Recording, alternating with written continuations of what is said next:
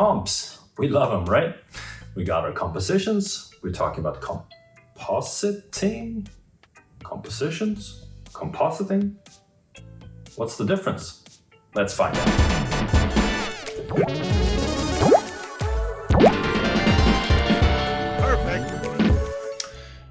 For the final session, we're moving outside of the world of After Effects and combining everything we've created so far throughout all of the lessons, and where we ended off in the previous one covering expressions. We're actually going to be combining this with live action video footage. Now, this whole series of Introduction to After Effects tutorials are actually based on a series of workshops that I did together with a class at Hyper Island. So we all went out together in Karlskrona, where the school is based, and shot a bunch of footage around town of different areas where we might want to add some video, we might want to add some animation into it to really make it pop. So I'm going to be using one of the clips from that session. So I have a piece of footage here that I've just shot on an iPhone. I'm going to drag that down to my timeline to create a new composition that's going to be the exact size and frame rate of my video footage. Now, in this case, I know that my footage has like a few seconds at the beginning and a little bit at the end where I just tried to get the camera positioned correctly. So I'm going to scrub through and see where I think that I'm ready to set things up. So I'm going to go to around 6 seconds. I'm going to drag my work area beginning in here. I'm going to go to the end and just trim off like a second or so at the end. I'm going to right click and say trim comp to work area. And here we have a close-up of some pebbles and seaweed and stuff, and then the camera moves up and just looks out at the ocean, and we want to go ahead and do a camera track on this footage to be able to put animated stuff into it and make things make sense in 3D space. That's really what we're doing here in this final lesson of bringing everything together. Now, this footage was shot on an iPhone, which has fairly good image quality, but depending on the camera you shot your stuff with, maybe you want to make some tweaks to the footage before you track it to help the camera tracker. The 3D camera tracker, which is what we're going to be using eventually, is going to ignore any effects that you add before it to your footage. So what you need to do is, after you have your clip selected, if you just do Command-Shift-C or Control-Shift-C on a PC, you want to pre-compose it. We'll just call this video footage. So we have a separate composition with just the footage that we can click into. And on this layer, I'm going to go to Effect, and let's see, Blur and Sharpen and Unsharp Mask. And just set the amount to 100. So this effect is not something that we need to keep in the final end result. We're just adding it now to be able to track our footage and make sure that it's sharp, which may help it a little bit to get a better track, and then we can remove this effect later. Exactly like we did when we used the puppet pin tool to create the string of lights on the spaceship. We're sort of faking something temporarily in After Effects to make it behave the way that we want it to behave, and then we can get rid of that effect if we want to. So I'm back in my scene, and I'm just going to change my workspace by going to Window, Workspace, Motion Tracking. And that's going to give me After Effects' recommendation for when you're doing tracking, what should you have on screen. And specifically what I'm looking for is the tracker menu. And there's a couple different ways of tracking something. There's pixel-based tracking, which is just a regular motion track. There is planar tracking, which is what you would want to use if you're replacing something on a screen of a computer or a phone. Both of those things we will cover in future upcoming tutorials. For this example, what we're looking at now is a 3D camera track. And it's as simple as just hitting the track camera button. That's going to add an effect called 3D camera tracker. It's then going to add a blue border where it just says analyzing in background, step 1 of 2. And depending on the footage that you have, this may take a while. But the beauty of the 3D camera tracker is that it does all of the heavy lifting for you. and it's going to give you a bunch of 3D tracking data that will help you create a fake After Effects 3D camera that you can then add your fake 3D After Effects layers into. It's going to blend the animated world with the live action world together. So once it's finished doing the first step, it's going to pop up this orange bar saying solving camera. And at this point, it's going through the data and checking it and doing its whole magic thing behind the scenes. And then it's going to finalize and give you a bunch of 3D tracking points on screen that you can then use. At this point, because of my footage, it's very hard to see my tracking points. So I can go in here and I can turn up the tracking point size, and you start to see a bunch of these different colored X's. When I scroll through, you'll see them actually sticking to my video footage, which again is the whole cool thing about 3D tracking. So that's the beauty, but also a little bit of the downside of the 3D camera tracker is that it either works or it kind of doesn't work, and there's maybe not a whole lot you can do about it. We're gonna scroll over here, and I want to place stuff on the ground here, and I can see that I have some tracking points, but I'm gonna increase the size like this, and then I'm just gonna click and drag around a couple of these like so, that all represent the ground, all of those points. So with all of these selected, I'm gonna right click and say set ground plane and origin. Nothing really happens, but now After Effects knows that, okay, this is the origin of our scene. So if you're used to working in other 3D programs, the X and the Y and the Z position would be 0, 0, 0 of your origin, and that's the middle of the universe that you're creating. And that's going to be the same thing here. So this is the middle of our universe.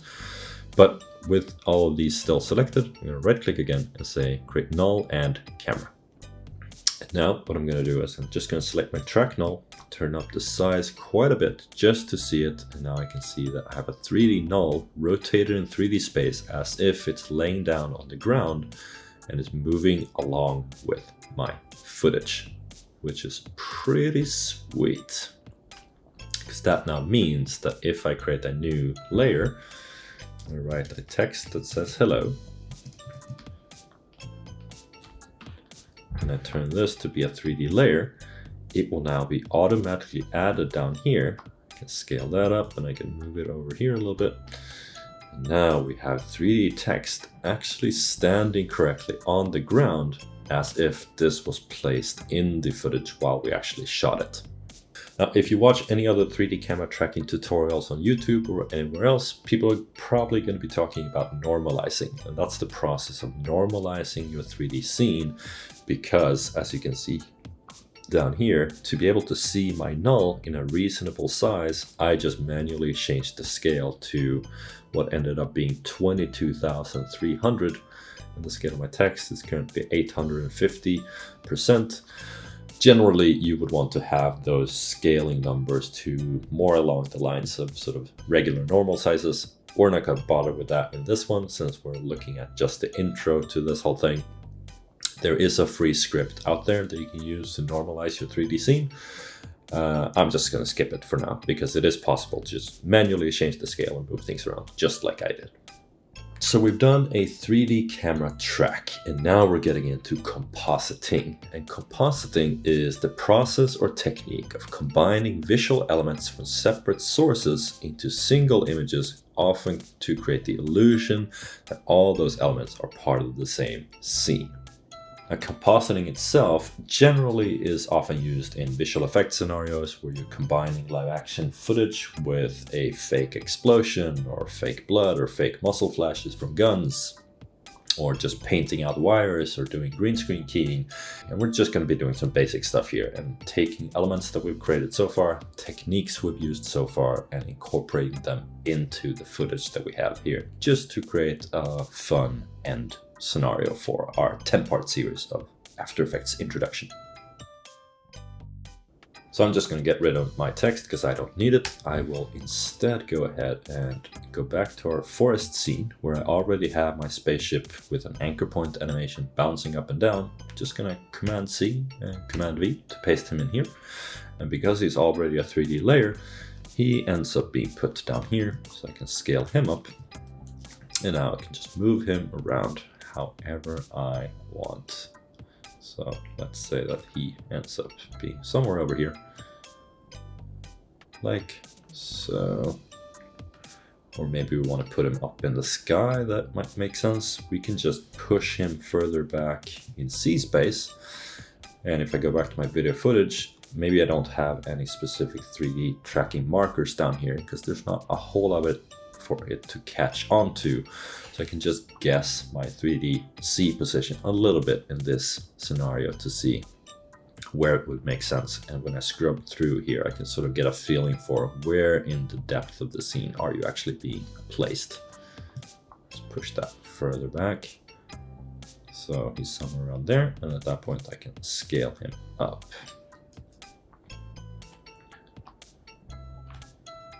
Like this. And now he's kind of incorporated into the scene like this, which is pretty sweet.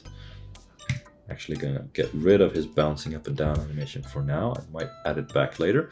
But what I want to do is I want to create a little bit of a reflection in the water.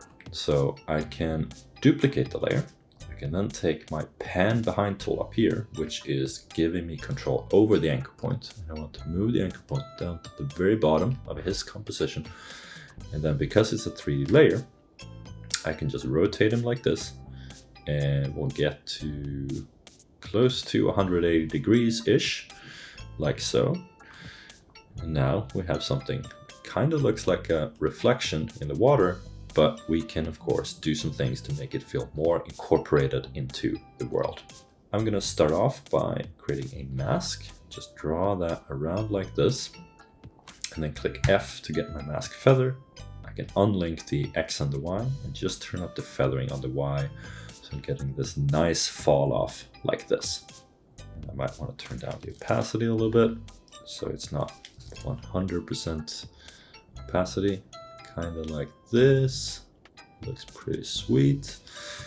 And this is in the water. So what I could do is I could add some effects to affect the way that this reflection is being treated. So for our reflection, I'm going to rename that layer Reflection. And I'm going to go over to my effects and presets here, and I'm just going to write display smint map. Double click that, and this is going to add the effect displacement map to my layer. Just zoom in here, and I can choose what layer do I want to use to displace this. I'm going to pick the one called video footage at the very bottom, and then I can just change these numbers a little bit. Change the quality to full right now, and I can see that it's now distorting my layer according to the waves of the video footage, which is pretty cool, because that means that I don't have to create a fake wave warp or anything like that. I can just let the distortion of what's actually happening in my video footage control the distortion of my animated reflection. By default, it's using the red channel for the horizontal displacement, the green channel for the vertical displacement, but you can select different options in here. So maybe at this point, I would like to use the luminance instead, to use the light and dark values instead of the red and green, because this is mostly a gray blob of water anyway. So green and red channels maybe don't really make a whole lot of sense. I'm just going to go ahead and use those instead. If I start to compare video footage of the animated stuff, of course the animated stuff is completely digital, which means that it's also completely perfect, kind of. And there are ways of incorporating this footage with the animated stuff in a nicer way to blend them more together. At the end of the day, we're still working with a very cartoony style that we're incorporating into live action footage. So doesn't matter how many effects we throw on this, nobody's really going to think that this is a real alien coming down to visit planet Earth. But we can add some effects to incorporate it a little bit more into the footage, so it doesn't just look like we did a 3D track, we threw in the spaceship, and then we called it a day. So one subtle thing you can do is just add a little bit of blur to both the spaceship and the reflection to fit a little bit better with the live action footage. I'm gonna look at my spaceship. I'm gonna add a fast box blur of just like 2 or 1 even, just to soften that edge a little bit to make it blend more with the other stuff. I'm gonna copy that and add it to the reflection, but maybe here I'll turn it up a little bit to 2 or 5 or something, so it also softens a bit when it's actually in the water. I'm also going to be doing a little bit of a color correction on this. So I have my spaceship looking like this with a completely black outline, and my colors are the way my colors are, but maybe I want to just soften this up on the coloring a little bit. In this case, it's not really a very sunny day. Everything is kind of hazy and blue grayish, so I could just tint my colors of my animated stuff a little bit to make it blend in with the live action footage. I'm going to go ahead and use a curves effect because I think that one is the most intuitive. So I'll double click that to add it to the spaceship, and again we'll zoom in here, and top right corner is going to be the highlights, bottom left is going to be our shadows. So I'm just going to move up the shadows to make everything a little bit brighter essentially. And for the highlights, maybe I turn them down or turn them up a little bit, just making some adjustments here and there to the way that I want this to look. So here I'm bringing up the very darkest parts, really looking at the black outlines here. That's a bit too much, but then the whole body now maybe became a little bit too washed out, so I can move that down a little bit again and just adjust the curve to see kind of what I'm after. Again, none of this is ever going to look 100% realistic, but we're just looking at ways of incorporating this a little bit better into the live action footage. We also give everything a bit of a blue tint, so I'm going to turn up the blue a little bit on the shadows. So now it has a cooler blue tint than it did before. Just turn that off and on. We can see that we're doing subtle differences here, but it does make a difference and make it feel like it's more part of the world this way. To not make this be the longest tutorial of all time, I'm keeping things fairly straightforward and pretty basic. So let's say that we're done with the spaceship for now. We will go ahead and bring in some trees as well. So we're sticking with the animated stuff for now, and I'm going to go back to the forest scene. Again, we animated the wiggling movement of the tree inside of the composition itself in the previous lesson, which means that I can now take the tree directly from the scene or just directly from my project panel, search for the word tree, and I can find it here, and I can just drag it in and turn that to be a 3D layer. And again, that layer is going to be ending up over here where my original null was. And what I can do is I can just select my track null, select the word position, and paste that on my tree, which is going to move my tree to exactly the position of where my null is. In this case, my anchor point of my tree is kind of in the middle of the tree, which makes that position be in the middle of the null. But I could just take my pan behind tool, move my anchor point to the very bottom, and then now that I moved the anchor point, if I select the position of the null again, copy and paste, now the bottom of my tree is going to end up on the exact position where my null is. So now I can go ahead and just plant some trees along the water line. So this one is exactly where that null is. Because this whole ground plane is pretty much leveled on the beach, I can just duplicate my tree, move it to the right, and then I can adjust the C position front and back a little bit to just populate my beach with some trees like this. And now we have 4 trees that are motion tracked into our scene and moving correctly with the camera like this. We have our spaceship in the background, which is pretty cool. I'm gonna go ahead and grab my sun as well. So we didn't have any sunshine on the real day, but because we're now doing compositing, we can add a sun in there. We're not gonna get any realistic shadows on live action footage from direct sunlight, but we can just paste our sun in here. In this case, I'm going to take the spaceship's position, copy that, paste that on the sun, scale it up quite a bit. And then I want the sun to be further in the background, so I'll move the C position further back and then just move that up here somewhere. Like so. Now the sun is yellow, but it is blending into the sky a little bit, so I can do color correction on my spaceship to fit with the colors of my live action footage. But of course, I can also make adjustments to my live action footage to fit better with my animation. So it's a bit of push and pull back and forth. So on my video footage, I'm going to use a curves effect again, mainly just push down the darkness a little bit, maybe turn down the highlights a little bit, just so our sun is a little bit more visible. Obviously, I could go into the composition and make changes to the colors of the sun, but we'll just keep it as it is for now. So far, we have live action footage, 3D camera tracked. We've combined that with our 2D or 2.5D After Effects elements that we've created in the previous lessons.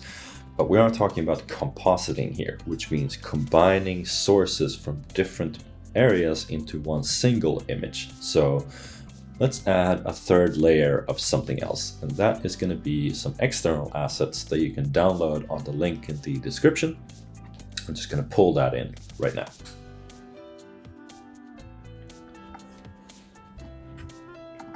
So what I have right here is just a piece of footage that is going to be some particles against the black background, and this is just free stock footage from a website called Pexels. I'll put the link in the description, but this is also available for download on a link in the description. And I just want to add this in there to add a little bit more interest to particles around the spaceship. So we will go back to our comp here, just drag that in, make it a 3D layer, and I'll just copy the position of the spaceship, paste that on the footage, scale it up, and then I'll just go ahead and rotate it a little bit and rotate it this way, move that down, and just move that in front of our spaceship, like so. So now we have some footage like that we can use to just add a little bit more stuff, blending the live action stuff with the very cartoony, very stylized After Effects stuff. Just created a mask. I'm gonna turn up the feather quite a bit, like so. And then I'm gonna change the blending mode of the entire layer to be add, which means that it's now taking out the black background and it's just gonna make the highlights pop a bit. We can see a bit of an edge here, and that's because the black wasn't completely black. So to get rid of that, we can just add a curves again to this and turn down the shadows quite a bit. So we have less of that, but we're still keeping the highlights. I can turn up the highlights, and I can just play around with this a little bit to try to get rid of the black stuff, but keep the white stuff. I can also just adjust my feathering a bit.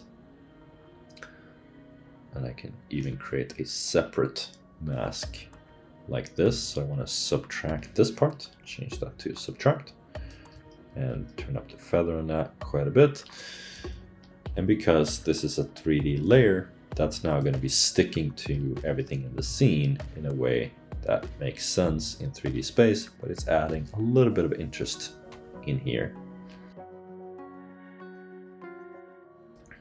We'll pull in one more piece of footage, just drag that in, and double click it, and we see we have a little cat on a green screen. And this is footage from a YouTube channel. Again, I'll put the link in the description, but it's just probably that person's cat on a green screen. And green screen keying and green screen compositing are also a very big part of this whole workflow when you get into visual effects and compositing. So that's why I wanted to incorporate this little guy. So we'll drag that in, make it a 3D layer, and I'll copy my track null position to it. Just go to a point in time where we would see it, scale that up, and again, move that a little bit so it looks like he's sitting here on the beach. Again, I can move the anchor point. I like to generally put the anchor point where the feet of a character or the feet of a tree would be, basically the bottom of the composition where I want to move and scale things from, because I think that makes things a little bit easier to navigate in the world. Green screen keying can be very easy or can be very complex. In this case, we have a very neon bright green background, so I think this is going to be very, very easy, but there are many more complex workflows that you can use for more complex green screen keying. For now, we'll just stick with the very, very basics, and the very basics are using an effect called key light. So I'm going to search for key light. You'll see key light 1.2. Again, this is an effect that comes by default in After Effects, but it is the best one to use for keying. And what we need to do is change our screen color from black. We'll just color pick this green. That on its own will just take out that green screen completely. And now we have a cat sitting on the beach, hanging out like this. So final step we'll look at for now with finishing off the scene is just to add some shadows to it. And there's a couple of different ways of doing that. I'm gonna go ahead and show you two different styles of doing it. So we'll do style number 1 for the cat and then style number 2 for the trees. Let's kick things off with the cat's shadow. And for this one, I'm gonna create a new composition. That's gonna be just called shadow. And in here, I'll draw an ellipse like this in black.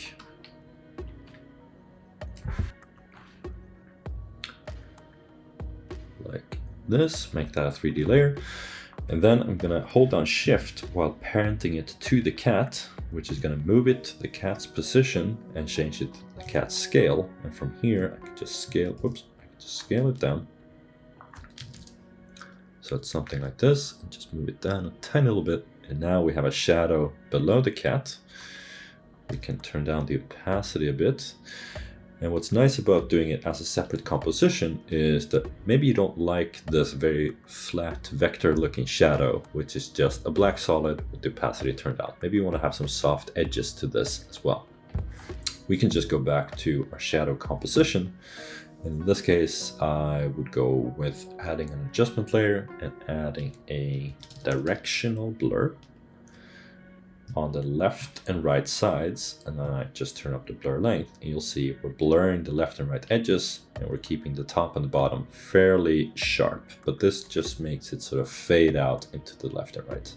And because I'm doing this inside of a composition, that means that when I go back here, that will now update, and I can keep sort of changing the layout of where I want my shadow to be.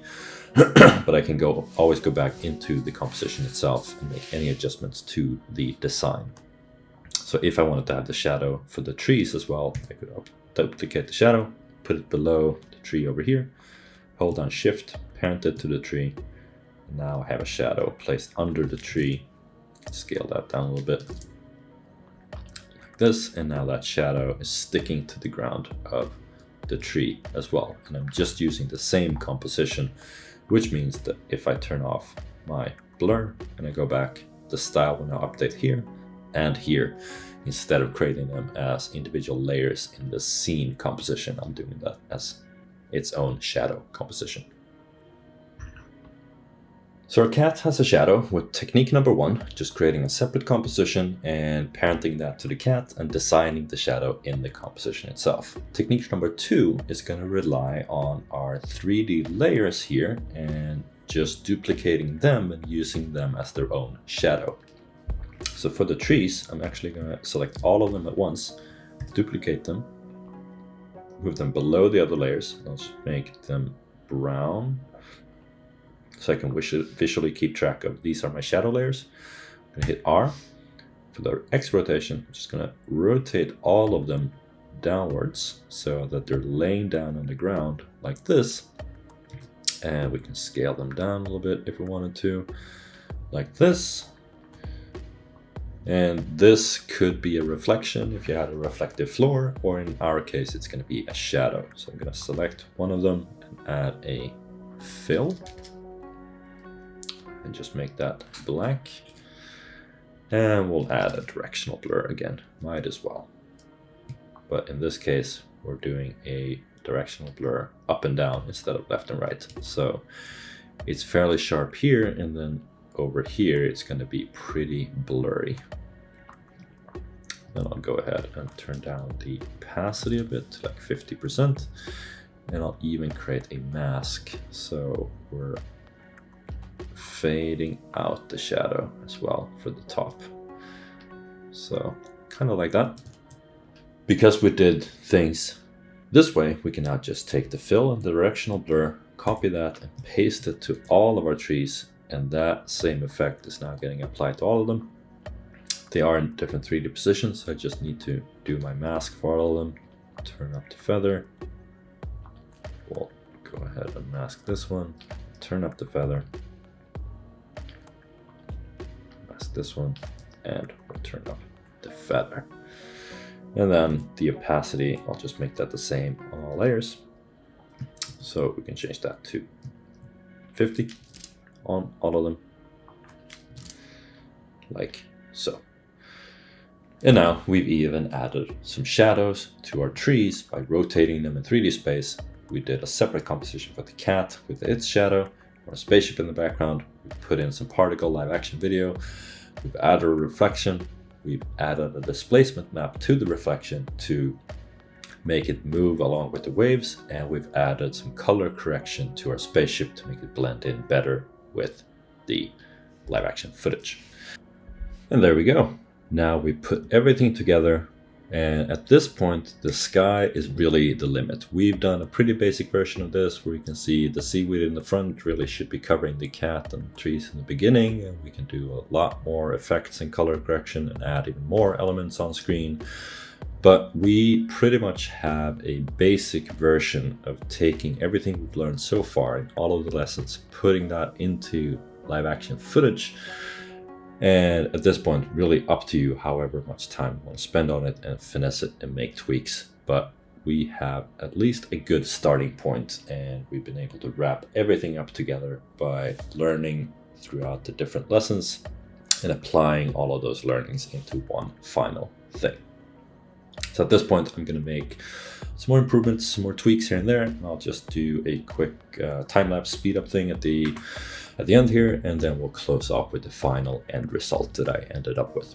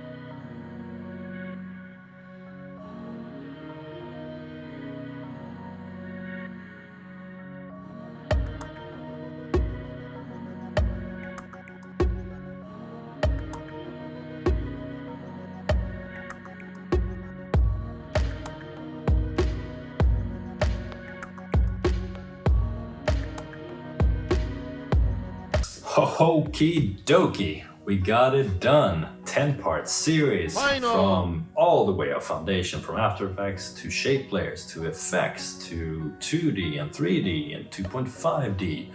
What's the difference between compositions and compositing? How do you animate in After Effects? What are effects? If any of these things confuse you, feel free to jump back, check out the previous sessions. And if you made it all the way through, I hope you enjoyed this 10-part series, Introduction to After Effects. I hope you clicked the like on every single one of them. I hope you click subscribe at least once. I hope you stick around. I hope you're excited to see what else pops up on this channel. But we got the basic stuff. Let's move on to more advanced stuff.